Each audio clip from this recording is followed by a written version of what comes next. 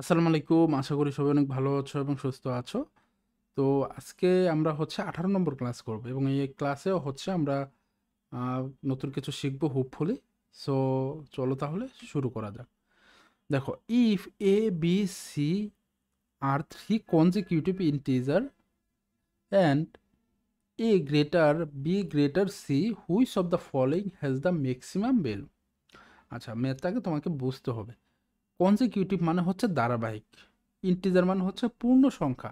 তো A B C হচ্ছে consecutive ধারাবাহিক সংখ্যা এবং এদের কন্ডিশনগুলো কি হবে? এ হচ্ছে বড় হবে, অর্থাৎ অর্থাৎ এ কি হইতে পারে? এ হচ্ছে বড়, অর্থাৎ এ যদি 3 হয়, বি হবে হচ্ছে কি 2, সি হবে 1, তাই না? এটাই তো কন্ডিশনে বলছে। তাহলে which of the following maximum value? এখন এই ভ্যালুগুলা তোমার মান এখানে বসাইতে হবে।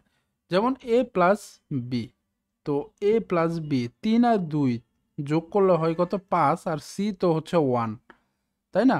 5কে তুমি 1 দ্বারা ভাগ করলে ওই 5ই হয়। সো এটার মান হবে 5।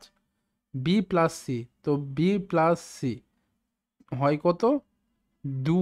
বি প্লাস সি হচ্ছে 3, ভাগ হচ্ছে এ, অর্থাৎ 3 দিয়া হচ্ছে 3কে ভাগ দিলে হলো হচ্ছে 1, ঠিক আছে?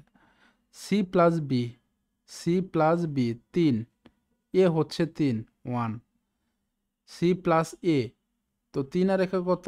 4, ভাগ 2 থাকবে কত? 2।